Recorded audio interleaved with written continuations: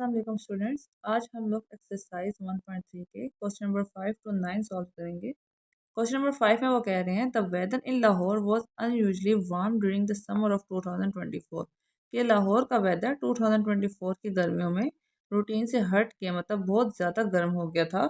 The TV news reported temperature as high as 48 degree centigrade. जो TV news है उनके हिसाब से उनके मुताबिक जो टेम्परेचर था वो 48 डिग्री सेंटीग्रेड तक पहुंच गया था। By using the formula F is equals to 9/5 centigrade plus 32 के इस फार्मूले को यूज़ करते हुए find the temperature as Fahrenheit scale. आपने जो टेम्परेचर उन्होंने 48 डिग्री सेंटीग्रेड में दिया हुआ है आपने उसको फ़ारेनहाइट में कन्वर्ट करना है और उसके लिए आपने ये वाला फार्मूला यूज़ करना है। तो ये सिंपल सा क्वेश्चन है, करना स्टार्ट करते हैं। क्वेश्चन और फार्मूला मैंने लिख लिया।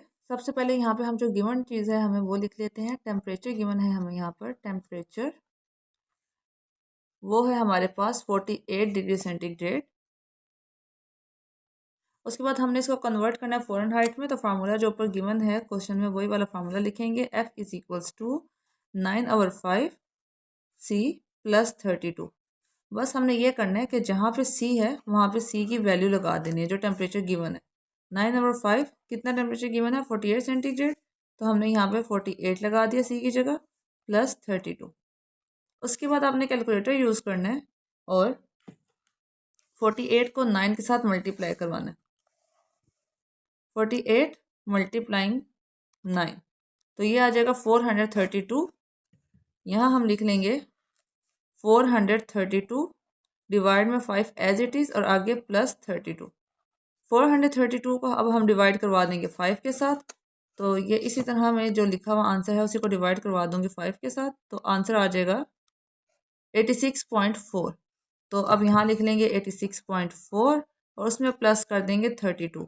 तो जब मैं इसी जो आंसर आया है इसी में प्लस कर दूंगी 32, तो मेरे पास आंसर आ जाएगा 118.4। तो मेरे पास कितना टेम्परेचर आ गया फ़ारेनहाइट में 118.4 और यही इसका आंसर है। इस क्वेश्चन में उन्होंने हमें फार्मूला भी गिवन दिया हुआ था और टेम्परेचर बताया हुआ था और ये कहा था कि आपने इस टेम्परेचर को जो सेंटीग्रेड में आपने फ़ारेनहाइट में कन्वर्ट करना है। हमने जस्ट फार्मूले में वैल्यूज़ लगाई हैं, सी की जगह 48 लगा लिए, उसको सॉल्व किया और आंसर हमारे पास फ़ारेनहाइट में 118.4 आ गया। अगला क्वेश्चन स्टार्ट करते हैं। अगला क्वेश्चन में कह रहे हैं the sum of the age of father and son is 72 years. एक फादर है और एक सन है, उनकी एज का अगर हम सम कर लें मतलब उनकी एजेस को अगर हम प्लस कर लें तो वो हमारे पास कितना बनता है 72 ईयर्स बनता है। 6 ईयर्स अगो 6 साल पहले the father was 2 times the age of the son. जो फादर थे वो 2 टाइम्स थे मतलब 2 गुना ज़्यादा थे अपने सन की एज से। What was the son's age, तो बेटे की उम्र क्या होगी 6 ईयर्स अगो 6 साल पहले। तो इस क्वेश्चन को स्टेप बाय स्टेप सॉल्व करना स्टार्ट करते हैं। पहले पहली लाइन पढ़ेंगे, उसके हिसाब से उसके अकॉर्डिंगली इक्वेशन बनाएंगे, देन उसके बाद सेकंड लाइन पढ़ेंगे और उसके अकॉर्डिंगली इक्वेशन बनाएंगे। यहाँ पे जो फर्स्ट लाइन है उसमें लिखा हुआ है the sum of the ages of father and son is 72 years. पहले यहाँ तक हम सिर्फ देखते हैं। यहाँ पे हमें वो ये कह रहे हैं कि फादर और सन की जो एज है वो 72 ईयर्स है, लेकिन मसला ये है कि हमारे पास फादर और सन की एज नहीं है। सबसे पहले हम लेट कर लेंगे कि फादर की एज कितनी है और सन की एज कितनी है। लेट एज ऑफ फादर या फादर्स एज लिखते हैं, एक ही बात है, इज इक्वल्स टू एक्स और age of son is equals to y. ये सबसे पहले हमने लेट कर लिया। अब इक्वेशन के अब कंडीशन के अकॉर्डिंगली हमने क्या करना है, सम करना है उन दोनों की एज का फादर और सन के, और वो 72 आना चाहिए। तो अब मैं यहाँ पे लिखूंगी अकॉर्डिंग टू कंडीशन, कंडीशन के हिसाब से फादर की एज और सन की एज उन दोनों का सम किया तो आंसर आ गया हमारे पास 72। तो एक इक्वेशन ये बन गई। उसके बाद अब दूसरी लाइन पे हैं, दूसरी लाइन में वो कह रहे हैं 6 ईयर्स अगो 6 साल पहले। तो फादर की एज जो है वो 2 गुना ज़्यादा थी अपने बेटे की एज से।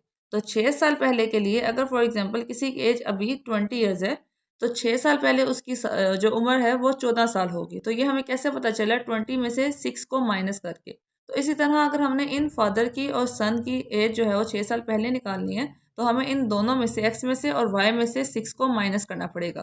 तो मैं यहाँ पे लिख लेती हूँ 6 ईयर्स अगो 6 साल पहले एज ऑफ फादर, फादर की एज कितनी होगी, अगर अभी एक्स है तो 6 साल पहले होगी एक्स माइनस 6, मतलब 6 साल पीछे चले जाएं। और बेटे की एज अगर अभी वाई है, एज ऑफ सन, तो 6 साल पहले उसकी उम्र जो है वो वाई माइनस 6 होगी। यहाँ तक हो गया।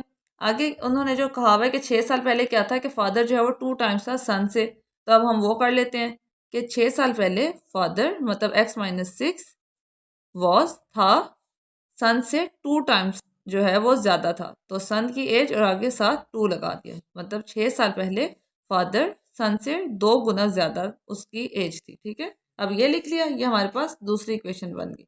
अब इनको आगे सॉल्व करना स्टार्ट करते हैं। X minus 6 as it is रहेगा, 2 और वाई को मल्टीप्लाई करवाएंगे तो ये 2y आ जाएगा, -2 को 6 के साथ मल्टीप्लाई करवाऊंगी तो 12 आ जाएगा। ओके, इसके बाद हमें एज चाहिए किसकी, उन्होंने बोला कि सन की एज बतानी है आपने, मतलब हमें चाहिए वाई। तो हम लोग एक काम करते हैं, यहाँ से जो हमारे पास इक्वेशन 1 थी, फ्रॉम इक्वेशन 1 हम इससे अपने लिए एक वैल्यू बना लेते हैं। ठीक है, इस क्वेश्चन को सॉल्व करने के वैसे 2 से 3 मेथड्स हैं, लेकिन ये वाला मेथड मुझे सबसे ज़्यादा ब्रीफ लगा है, तो मैं यही वाला मेथड आपको करवाती हूँ। तो यहाँ पे देखें अगर, तो यहाँ पे उन्होंने हमने x plus y equal to 72 लिखा हुआ है, इसको इक्वेशन को मैं चाहूँ तो यहाँ से x की या y की कोई एक वैल्यू बना सकती हूँ। ठीक है, तो मैं यहाँ पे ऐसा करूँगी कि मैं x की वैल्यू बना लूँगी, x को मैं ऐसे ही रखूँगी, 72 भी अपनी जगह पे ही रहेगा। ये मैं इस इक्वेशन की बात कर रही हूँ, इस वाली इक्वेशन की। x अपनी जगह पे ही है यहाँ पे, और 72 भी इक्वल के बाद अपनी जगह पे ही है। सिर्फ जो ये y है ये यहाँ पे एक्स्ट्रा है, क्योंकि मुझे x की वैल्यू चाहिए। मैं इस प्लस वाई को उठाकर दूसरी साइड पे ले जाऊंगी, यहाँ पे नीचे, तो ये यहाँ पर आके क्या हो जाएगा, माइनस वाई। तो x की वैल्यू मेरे पास आ गई 72 माइनस वाई। अब मैं पुट कर दूंगी इस x की वैल्यू को इन इक्वेशन 2 या इक्वेशन 3, इसको मैं इक्वेशन 3 बोल लेती हूँ, चाहे आप इसको 2 ना बोलें, इसी को 2 बोलें डायरेक्ट, इसमें भी कोई इशू नहीं है। तो putting x is equals to 72 minus y in equation 3। अब मैं ये जो इक्वेशन थी इसके अंदर पुट कर देती हूँ, जहाँ पे x है वहाँ पे मैं y 72 माइनस वाई लगा दूंगी। यहाँ मैंने 72 माइनस वाई लगाया, आगे -6 जो है वो इक्वेशन वाले ही है, equals to 2y as it is रहेगा और 12 भी एज इट इज़ रहेगा। अब हमने क्या करना है कि जो कांस्टेंट टर्म्स है उनको एक साइड पर कर लेना है और वेरिएबल्स को एक साइड पर कर लेना है। तो यहाँ पे हमारे पास कांस्टेंट ये है 2y, तो मैं ऐसा करती हूँ, इसको इधर ले आऊँ या उसको इधर ले जाऊँ, इससे कोई फ़र्क नहीं पड़ता।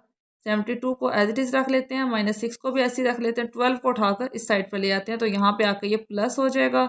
2y अपनी जगह पे ही है, लेकिन ये y यहाँ पे एक्स्ट्रा था, क्योंकि यहाँ पे सारे कांस्टेंट सब आ गए हैं, तो इस y को उठाकर मैं दूसरी साइड पे ले जाऊंगी, तो ये प्लस y हो जाएगा।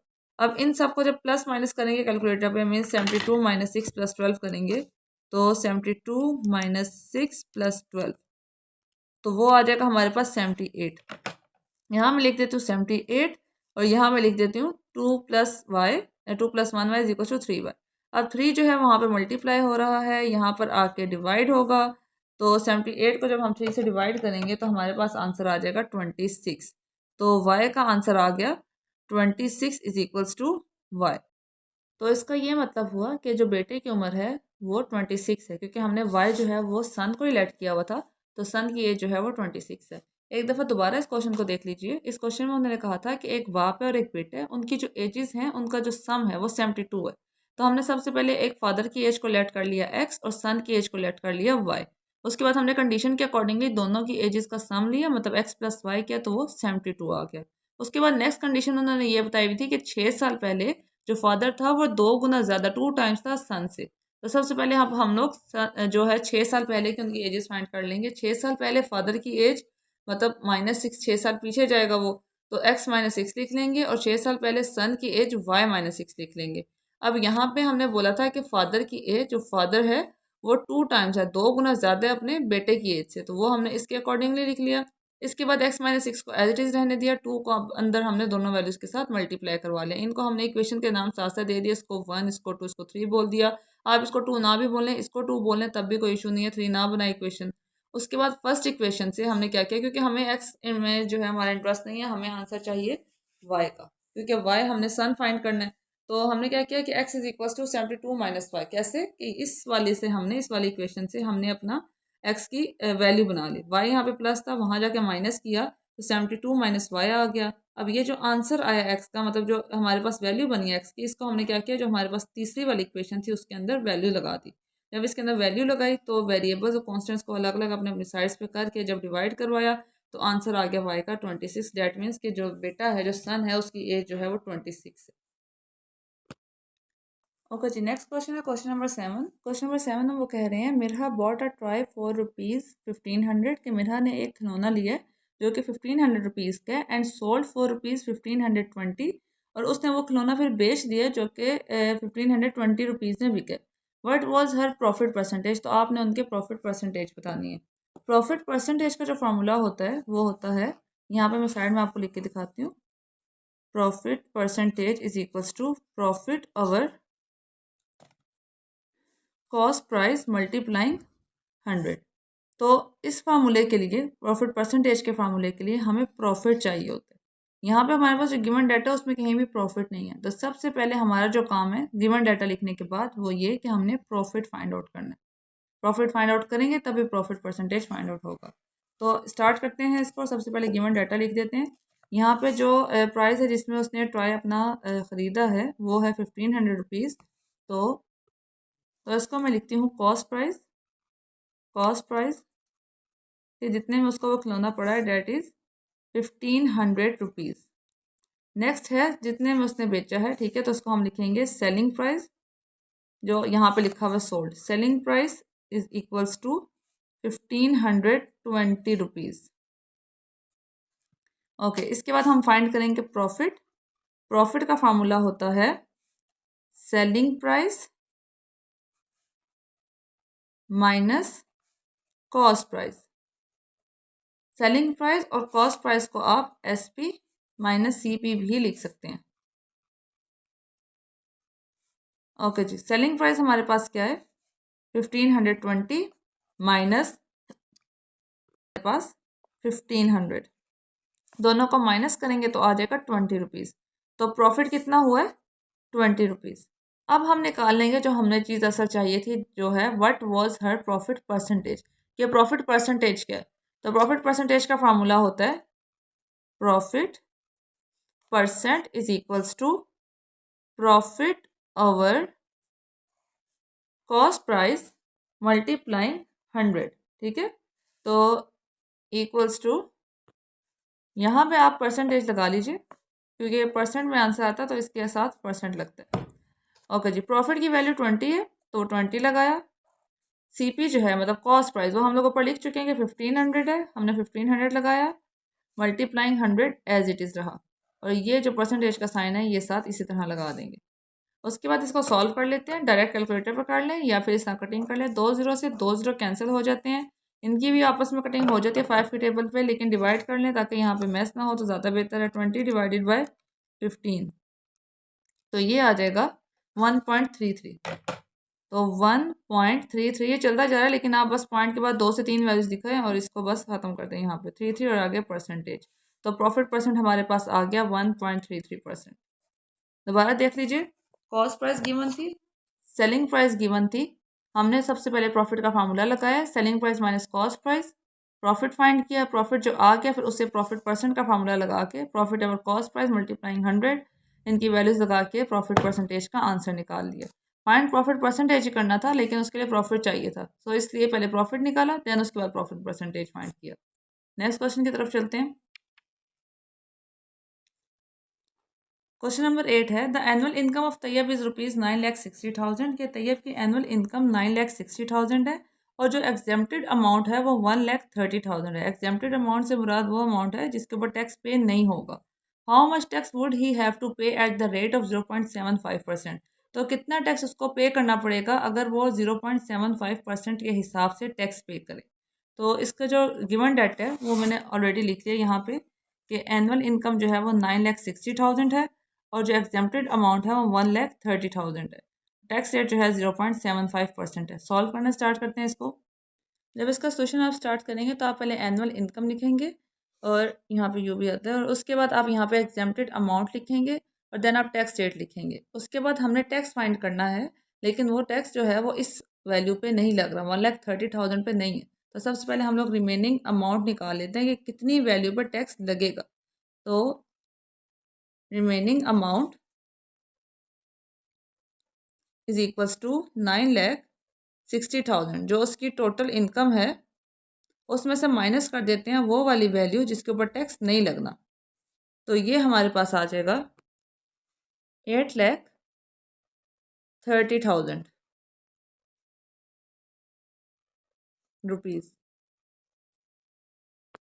तो जो ये आ गया 8,30,000 रुपीज़। इसके बाद हमारे पास जो टैक्स रेट है 0.75%। अब हम ये निकाल लेते हैं अपना। तो टैक्स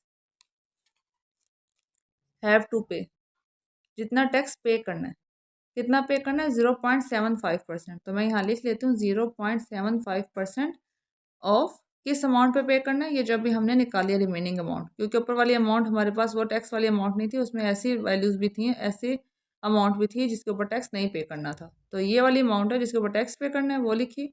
0.75 है, 0.75 को एज इट इज रखेंगे। परसेंटेज की जगह हम लोग परसेंटेज का साइन ख़त्म करके नीचे डिनोमिनेटर में 100 लगा लेते हैं। ऑफ को मल्टीप्लाई करेंगे 8 3, और उसके बाद यहाँ पे आगे जीरो जो है ध्यान से लगाइएगा, 4 जीरो है, 2 जीरो से 2 जीरो कैंसिल, तो यहाँ पे 0.75 और 8300 सिर्फ रह जाता है। इनको फिर जब आप मल्टीप्लाई करवाएंगे तो 0.75 मल्टीप्लाई 8300, तो ये आ जाएगा हमारे पास 6225, और यही इसका आंसर है 6225 रुपीज़। इतना उसने टैक्स पे करना है। नेक्स्ट क्वेश्चन देखते हैं। क्वेश्चन नंबर 9 में हमने फाइंड करना है कंपाउंड मार्कअप ऑन ₹3,75,000। ये जो हमारे पास अमाउंट है ये प्रिंसिपल अमाउंट है फॉर 1 ईयर, 1 साल के लिए, मतलब टाइम जो है उन्होंने 1 ईयर बोल दिया एट द रेट ऑफ 14%, और जो रेट दे दिया वो 14% दे दिया। तो अब आपने क्या करना है, कंपाउंड मार्कअप फाइंड करना है। सबसे पहले गिवन डाटा लिख लेते हैं इसका। Principal PRINCIPL principal.